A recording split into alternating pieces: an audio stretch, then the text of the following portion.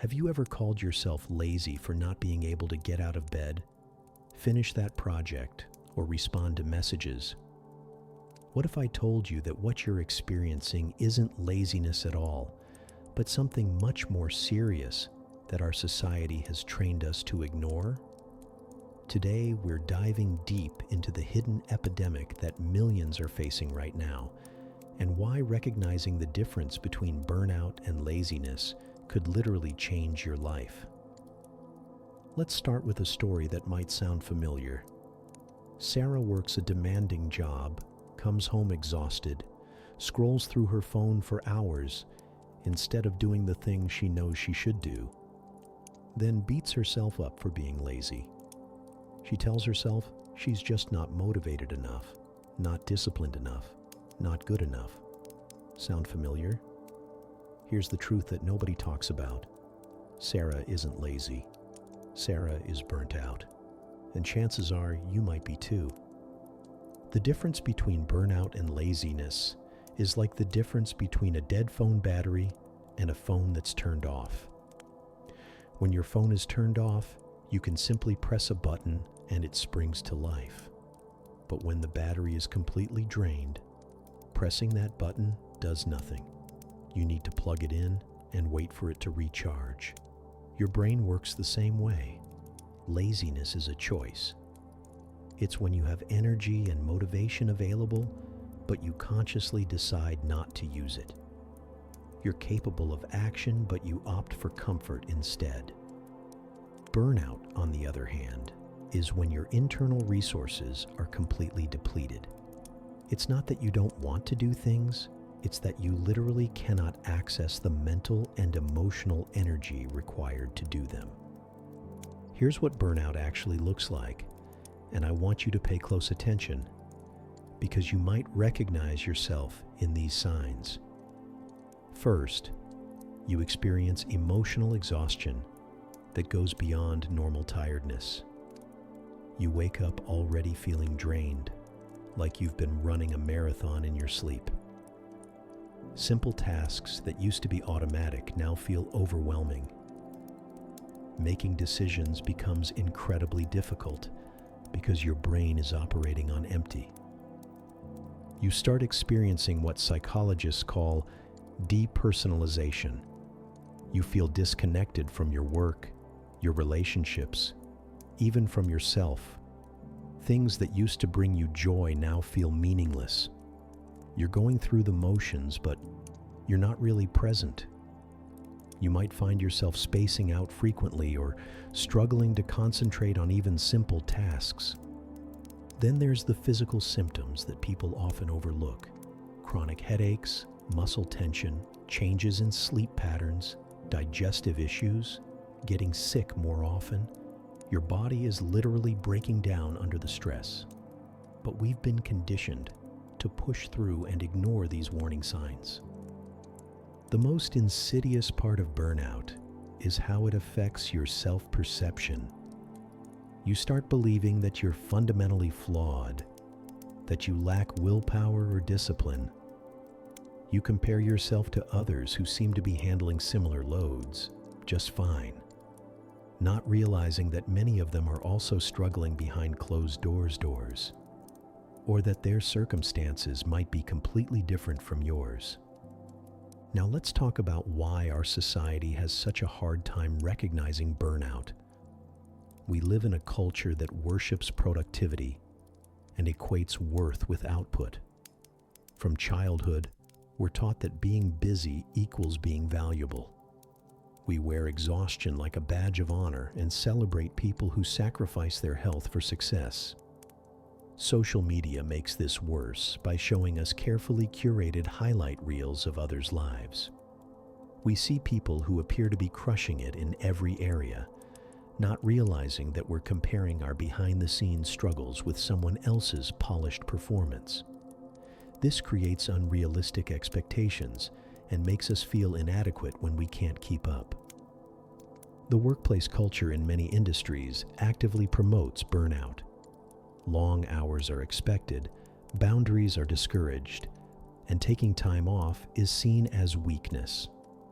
We're told that if we're not growing, we're dying, creating a constant pressure to do more, be more, achieve more. But growth requires rest periods, just like muscles need recovery time between workouts. Here's something crucial to understand. Burnout doesn't just happen overnight. It's a gradual process that occurs in stages. Stage 1 is what researchers call the honeymoon phase. You're excited, energetic, committed to your goals. You might be working long hours, but you feel motivated and capable. Stage 2 is the onset of stress. You start noticing that some days are more difficult than others. You might have occasional anxiety, irritability, or fatigue.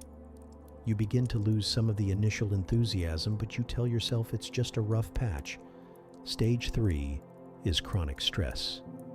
Now you're experiencing persistent exhaustion, cynicism, and procrastination. You might start calling in sick more often or avoiding social situations. This is where many people start labeling themselves as lazy, instead of recognizing what's actually happening.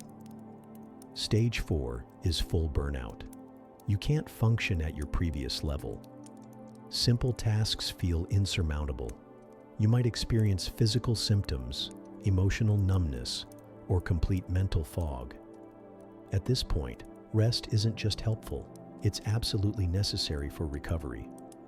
The final stage, if burnout continues untreated, is what's called habitual burnout. This becomes your new normal. You've forgotten what it feels like to have energy and enthusiasm. You might develop anxiety disorders, depression, or other serious mental health conditions. So how do you know if you're experiencing burnout versus laziness? Ask yourself these questions. When you think about tasks you need to complete, do you feel overwhelmed before you even start? When you try to motivate yourself, does it feel like pushing against a brick wall? Do you feel guilty about your lack of productivity even when you're supposed to be resting? Do small decisions feel impossibly difficult? Have you lost interest in activities that used to energize you? Do you feel emotionally numb or disconnected from things that used to matter?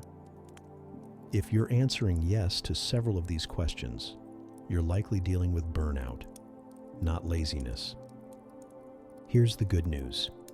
Burnout is treatable and recoverable, but it requires a completely different approach than overcoming laziness. You can't motivate your way out of burnout. You can't discipline your way through it. You can't positive think your way past it. Recovery requires rest, boundaries, and often professional support. The first step is giving yourself permission to rest without guilt. This isn't selfish, it's necessary. You wouldn't feel guilty about charging your phone when the battery dies, so why feel guilty about recharging yourself? Rest is productive, recovery is an achievement. Saying no is a skill. Start by identifying your energy drains and energy gains. What activities, people, or situations consistently leave you feeling depleted? What gives you genuine energy and joy?